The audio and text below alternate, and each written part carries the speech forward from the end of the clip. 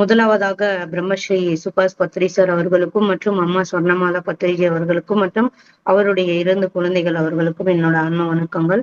நமது குருவான சதானந்த யோகி அவர்களுக்கும் என்னோட ஆன்மீக வணக்கங்கள். எனக்கு இந்த ஒரு மிக அரிய வாய்ப்பு கொடுத்த மகாவதர் அறக்கட்டளை ரங்கநாதன் சார் அவர்களுக்கு என்னோட தாழ்ந்த வணக்கங்கள். அதே மாதிரி இந்த ப்ரோக்ராமுக்கு என்ன ஊக்குவிச்சு என்னை ஃபாலோ பண்ணி என் மூலியமா 4 வார்த்தைகளை கொடுக்கணும் அப்படின்னு நினைக்கிற என்னோட பழனியப்பன் சாருக்கு என்னோட ஆன்மீக வணக்கங்கள். இங்க வந்திருக்கோம் எல்லா மாஸ்டர்களுக்கும் என்னோட ஆன்மீக வணக்கங்கள் masters. Thank you. Thanks to universe. Okay masters, நம்ம 2 நாளா என்ன பார்த்தோம்னா பௌர்ணமின்னா என்ன, பௌர்ணமியில என்னெல்லாம் பண்ணணும் என்னெல்லாம் பண்ணக்கூடாது அப்படின்னு பார்த்தோம். ஓகே சரி, அதையெல்லாம் மெயினா நம்ம பார்த்துட்டோம். புத்த பௌர்ணிமா அப்படின்னு ஒண்ணு வருது இல்லையா? சோ அதனுடைய விசேஷங்கள் என்ன அப்படிங்கறத இன்னைக்கு நம்ம பார்ப்போம். ஓகே, சோ புத்தர் பத்தி எல்லாருக்குமே தெரிஞ்சிருக்கும் இல்லையா? புத்தர் ஒரு ராஜாவுக்கு குழந்தையா பிறந்தாரு.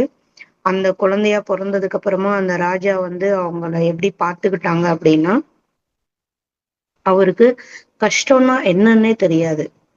ஒரு மனிதன்னா அவனுக்கு கஷ்டங்கள் இருக்கும் அப்படிங்கிறதே அவருக்கு தெரியாது. அதே மாதிரி நம்ம உடல் பாடி வெக்கேட் பண்ணும் அப்படிங்கிறது கூட அவருக்கு தெரியாது. ஸோ அந்த மாதிரி சூழ்நிலையில அவரை வளர்க்குறாங்க.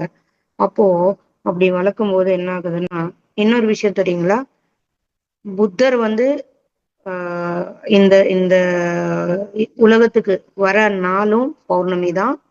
ஓகே, அதே மாதிரி அவருக்கு ஞானம் கிடைக்கிற நாளும் இந்த பௌர்ணமி தான். அதே மாதிரி அவரு பாடி வெக்கேட் பண்ண நாளுமே பௌர்ணமி தான். பாத்தீங்களா? நம்ம எல்லாருமே நினைக்கிறோம்ல பௌர்ணமினா ஜஸ்ட் சிம்பிள் அப்படின்னு. எவ்வளவு ஒரு பெரிய விஷயங்கள் நடந்திருக்கு.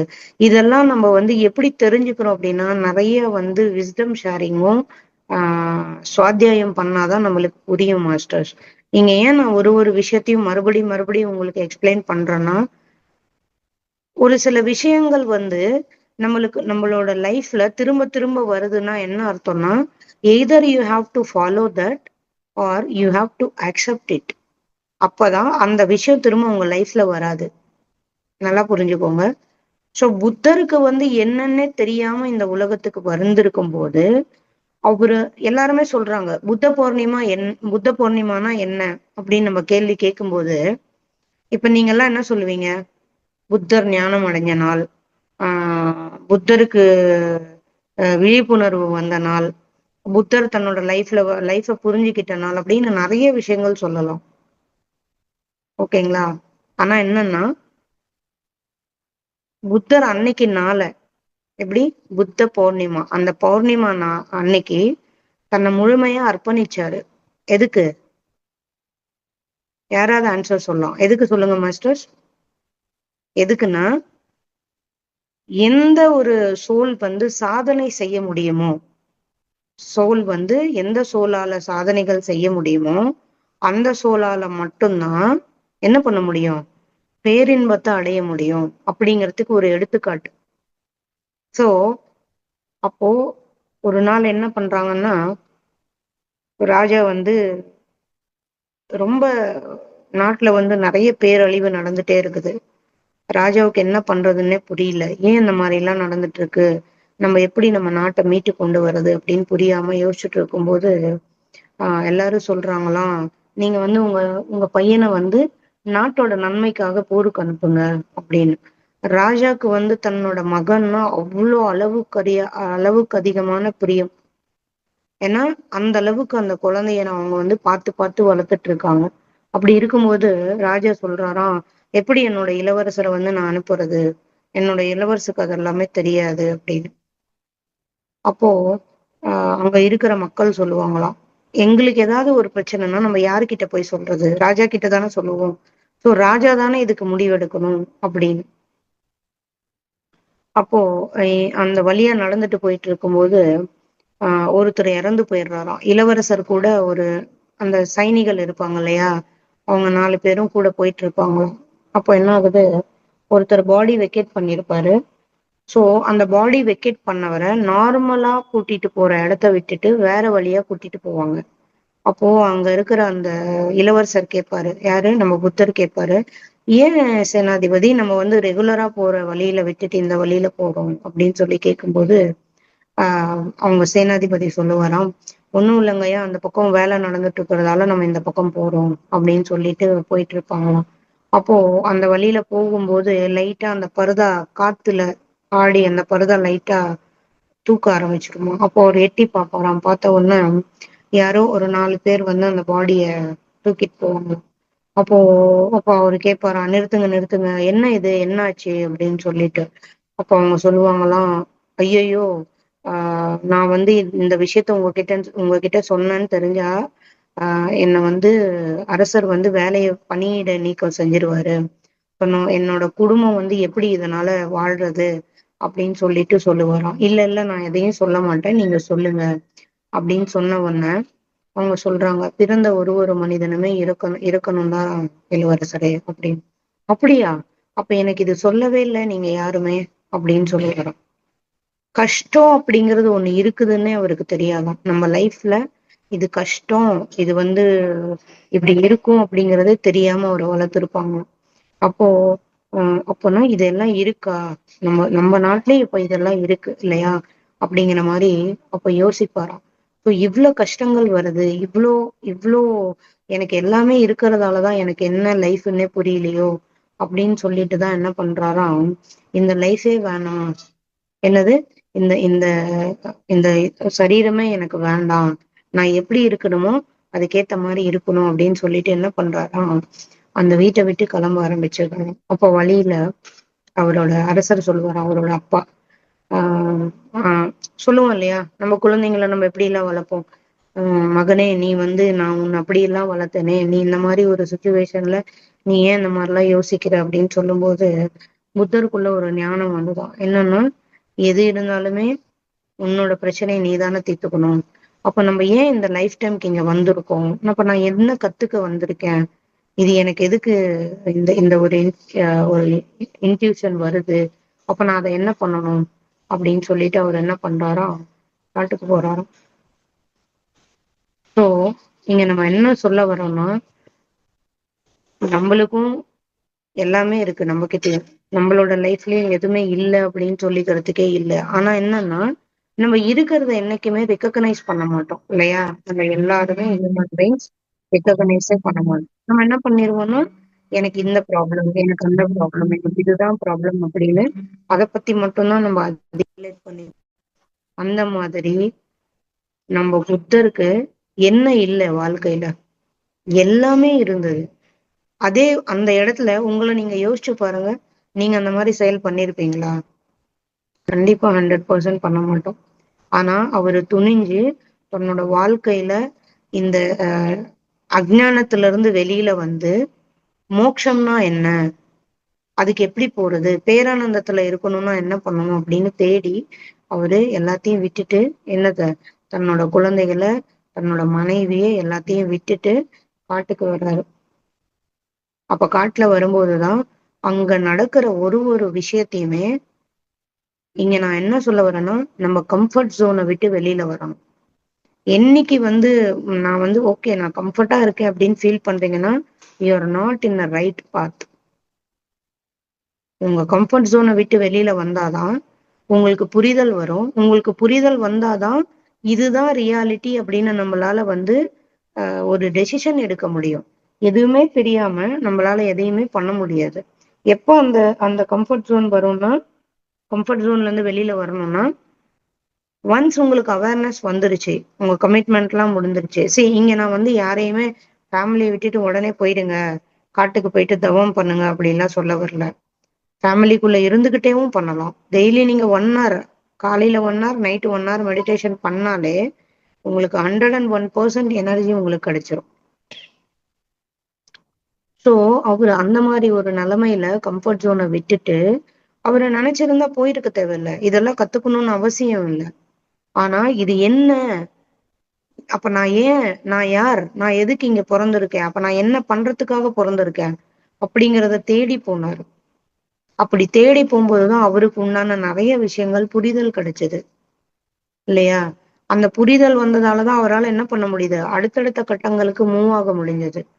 அவரால் முடிஞ்ச சின்ன எறும்புக்கு கூட நிறைய விஷயங்கள் புத்தர் பத்தி நீங்க பாத்தீங்கன்னா நிறைய நிறைய விஷயங்கள். அப்போ அந்த பௌர்ணமி அன்னைக்குதான் அவர் உட்கார்ந்து கடுமையான சாதனை பண்ணாராம். எப்படி?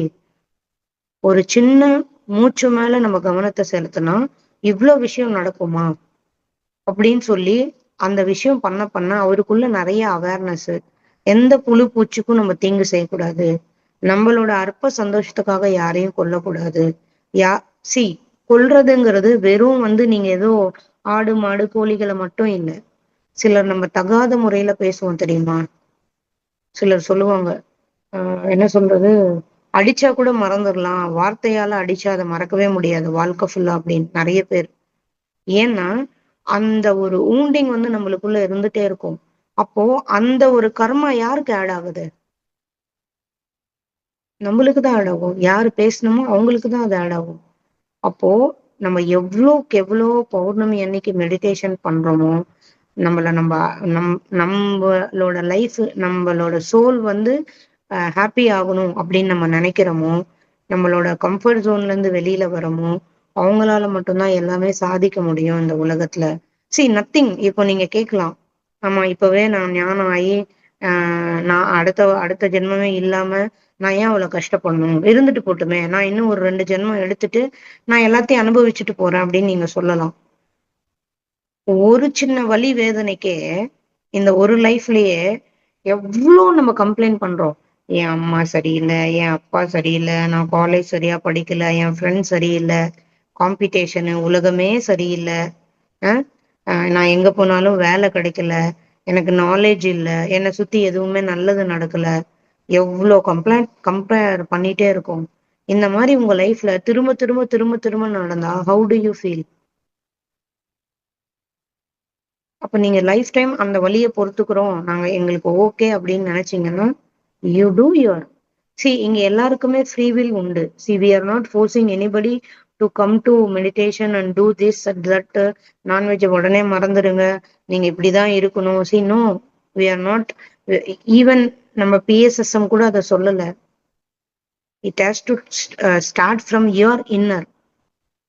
Once if you are open, see ஒரு விஷயம் உங்களுக்கு தேவைப்படுது அப்படின்னா, இன்னைக்கு நான் இந்த விஷயத்த சொல்றேன் அப்படின்னா ஓப்பனா இருந்தா மட்டும்தான் இந்த விஷயம் உங்களுக்கு உள்ள போகும். when you are not open, okay ஏதோ கிளாஸ் எடுக்கிறாங்க, நம்ம கேட்கணும், புத்தரை பத்தி சொல்ல போறாங்களாம், என்ன தெரியாம அதை நம்மளுக்கு தெரியாத என்ன சொல்லிட போறாங்க, நம்ம படிக்காத சொல்ல போறாங்க. சரி நல்லா ஞாபகம் வச்சுக்கோங்க, எந்த விஷயத்த நம்ம தேடுறோமோ அந்த விஷயம் எங்கேயாவது ஒரு இடத்துல ஒரு சென்டென்ஸ் கிடைச்சா கூட நம்மளோட மைண்ட் செட் மாறிடும். 101% I believe in that. Okay, so அந்த மாதிரி நம்ம ஓப்பன் அப் இல்லாம ஓகே நம்ம ஏதோ சொல்றாங்க கேட்போம் அப்படின்னு வந்திருந்தோம்னா உள்ள எதுவுமே போகாது. எல்லாமே வெளியில இருந்தா என்ன ஆயிடும், ஓகே அப்படியா அப்படியா அப்படியான்னு எல்லாமே மூவ் ஆக ஆரம்பிச்சிடும். நீங்க எப்போ ஓகே ஏதோ ஒரு சில விஷயங்கள் சொல்ல போறாங்க, நம்ம அதை கேட்கணும், அதை நம்ம ஃபாலோ பண்ணணும். அப்ப நம்ம லைஃபும் புத்தர் மாதிரி ஆயிடுமா? நம்மளும் புத்தர் மாதிரி ஆகலாம்ல. சி நார்மலா நம்ம என்ன நினைப்போம், நீங்க நார்மலாவே ஒரு ஒரு இந்த திருடன் போலீஸ் குழந்தைங்க விளையாடுவாங்க இல்லையா, அதுல நீங்க திருடனாக நினைப்பீங்களா, போலீஸ் ஆக நினைப்பீங்களா? இல்ல அதுக்கும் ஒரு மேல படி போய் ராஜாவாக நினைப்பீங்களா? மோஸ்ட்லி எல்லாருமே ராஜாவாக தான் நினைப்போம். ஓகே, அந்த ராஜா ஆகணும்னா அதுக்குண்டான குவாலிட்டிஸ் என்ன, அது நம்மளுக்குள்ள இருக்கணும் இல்லையா? சி யாரு வேணா எது வேணா அசம்ஷன் பண்ணிட்டு வாழலாம். கரெக்டா? நீங்க உலகத்துல வள்ளலார் என்ன சொல்றாரு தெரியுமா, நீ என்ன வேணா பண்ணு, என்ன வேணா செய், ஃபைனலா கருணை அப்படிங்கிற ஒரு விஷயம் உனக்குள்ள இல்லைன்னா நீ என்ன வேலை பண்ணாலுமே என்ன பண்ண முடியாது, உன்னால ஹையர் வேர்ல்டுக்கு போக முடியாதாம். வள்ளலார் தன்னோட ஸ்டோரியில இதை சொல்லியிருக்காரு. நீங்க வேணா புக்கை ரெஃபர் பண்ணி பாருங்க. கருணைனா எப்படி? எப்படி ஒருத்தவங்களுக்கு ஏதோ ஒரு காஃபி வாங்கி கொடுத்துட்டு உடனே சொல்லுவோம், நேத்து ஒருத்தர் வந்தாரு மேடம், அவரை பார்த்த உடனே எனக்கு ரொம்ப கஷ்டமாயிடுச்சு, ஒரு காஃபி வாங்கி கொடுத்தாரு. தட் இஸ் நாட் அ கருணை. Permanent solution. இப்ப நான் உங்களுக்கு சொல்லிட்டு இருக்கேன் இல்லையா, இதுதான் பெர்மனன்ட் சொல்யூஷன். இப்ப இங்க நம்ம ஒரு 10 பேர் இருக்கோம்னு வச்சுக்கோங்க.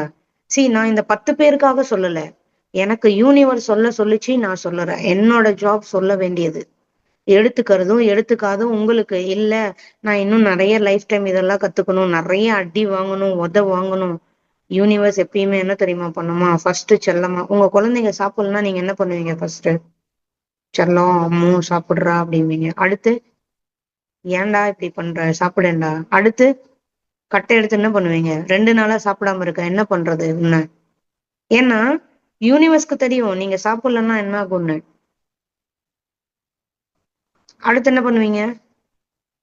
புதைக்க ஆரம்பிச்சிருவீங்க. அந்த மாதிரிதான் யூனிவர்ஸ் தன்னோட குழந்தைகள் எங்க சொல்லாம அந்த ட்ராக்கை விட்டு வெளியில போறாங்களோ, இது என்னோட லைஃப்ல நடந்தது.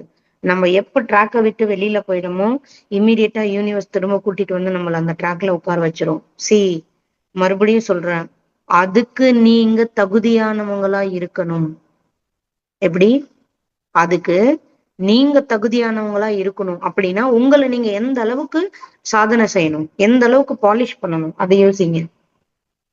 நிறைய பேரை பார்த்திருக்கோம்ல, சொல்லுவாங்க, எனக்கு என்ன ப்ராப்ளம்னே தெரியல மேடம், அதுக்கு எந்த ட்ரீட்மெண்ட் எடுக்கிறதுனே தெரியல, இது இதுவா இருக்குமோ இல்ல அதுவா இருக்குமோ இல்ல இப்படி இருக்குமோ அப்படி இருக்குமோ அப்படின்னு நம்ம கேள்விப்படுவோம்.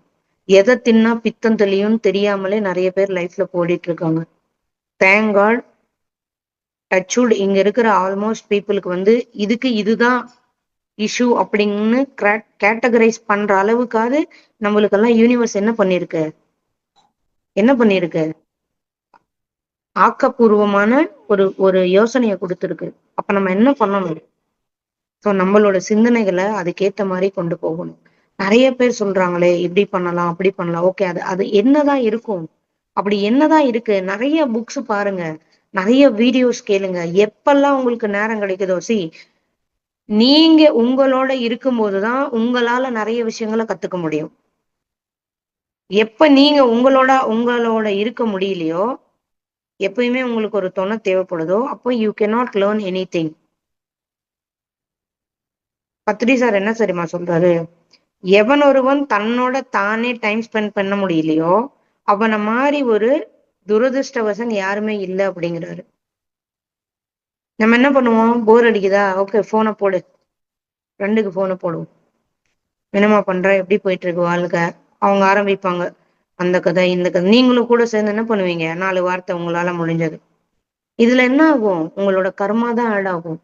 அதை விட்டுட்டு அந்த நேரத்துல உட்காந்து ஒரு ஒரு சரி ஓகே, உங்களால படிக்க முடியாது, ஒரு யூடியூப்ல வீடியோ பாருங்க, ஓஷோவோட வீடியோ பாருங்க, ரூமியோட வீடியோ பாருங்க, இல்ல மூவிஸ் பாருங்க. ஸ்பிரிச்சுவல் மூவிஸ் இருக்கு. சோல் அப்படின்னு ஒரு மூவி இருக்கு. சோல், SOUL, ஆன்மாக்கள் அப்படின்னு ஒரு மூவி இருக்கு. அத தமிழ்லயும் டப்பு இருக்கு.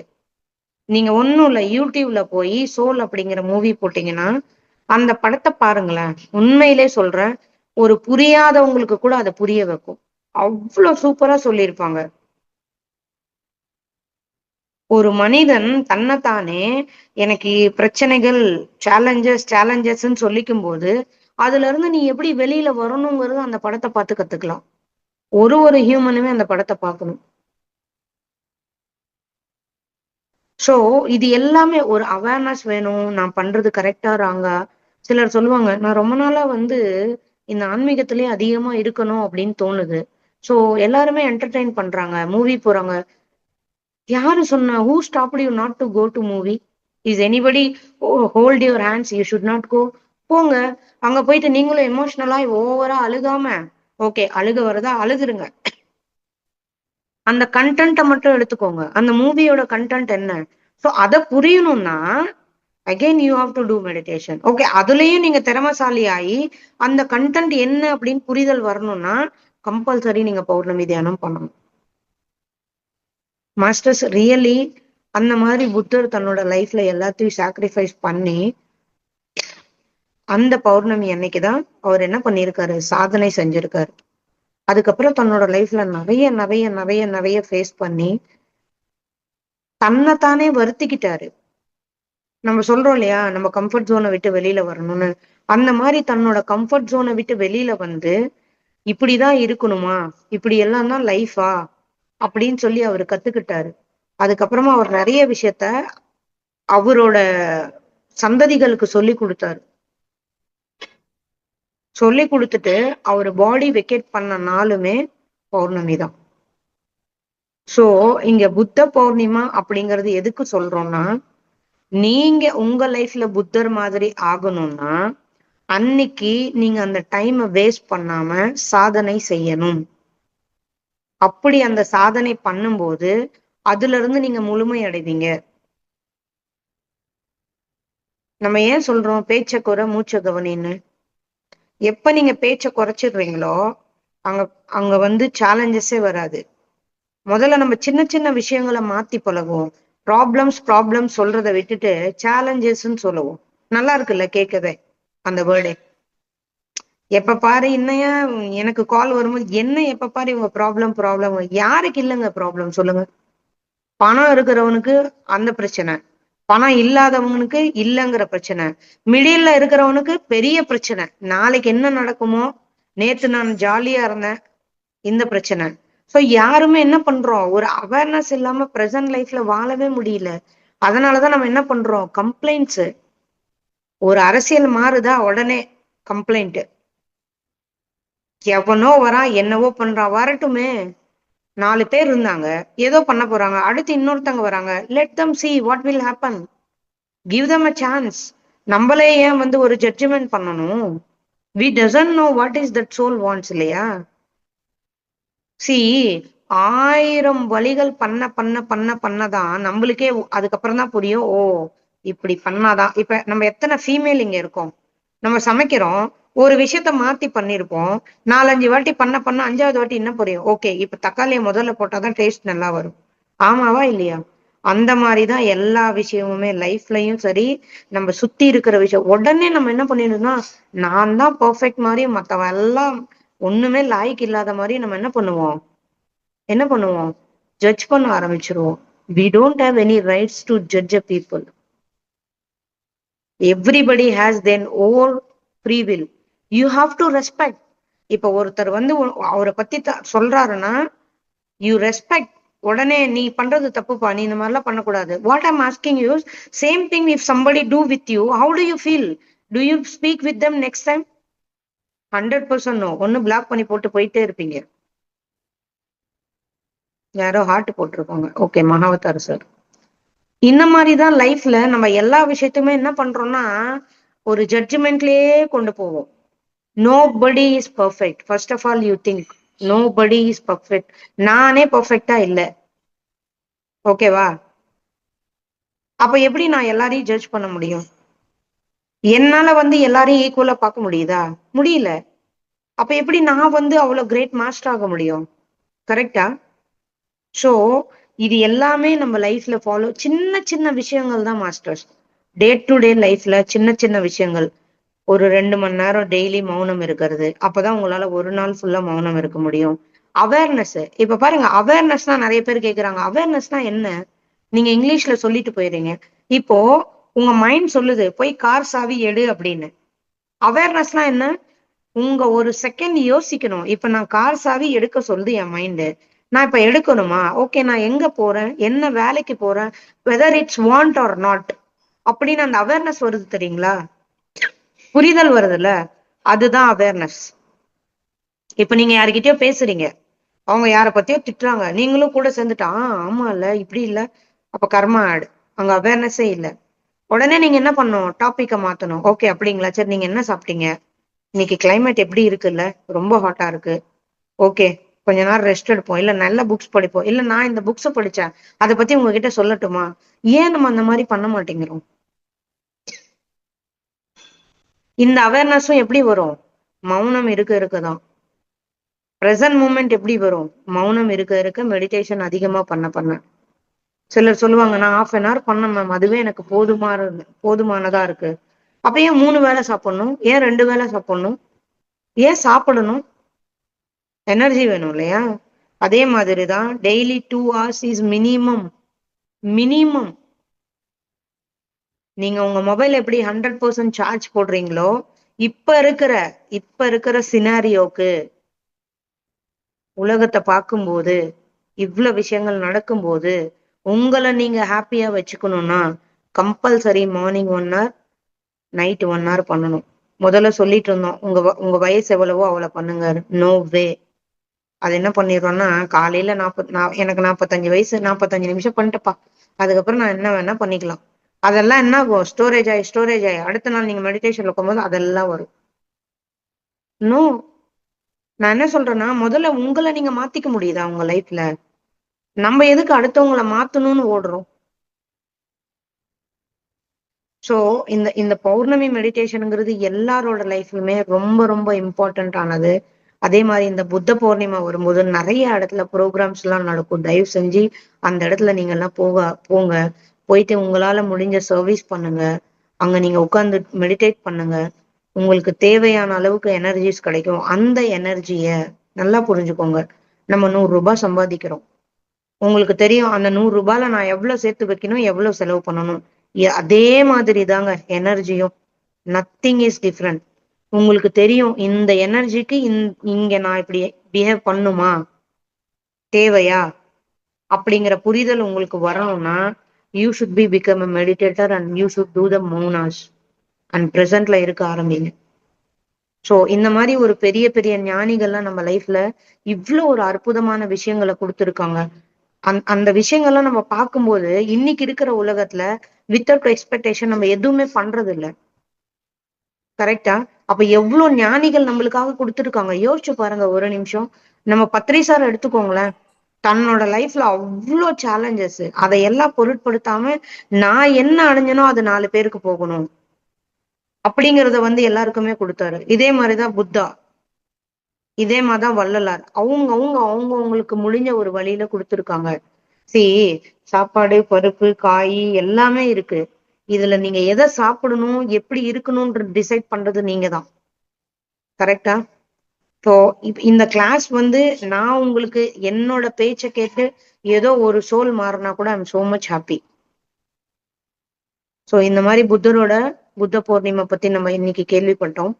ஸோ அடுத்து வரும்போது நீங்க நிறைய பேருக்கு பௌர்ணமி பத்தி சொல்லுங்க, நிறைய விஷயங்கள் பண்ணுங்க.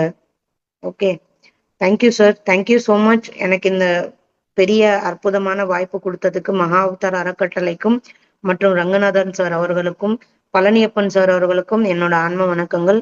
இங்க இருக்கிற ஒரு மாஸ்டருக்குமே, ஒரு சோலுக்குமே என்னோட கனிவான வணக்கங்கள் மாஸ்டர்ஸ்.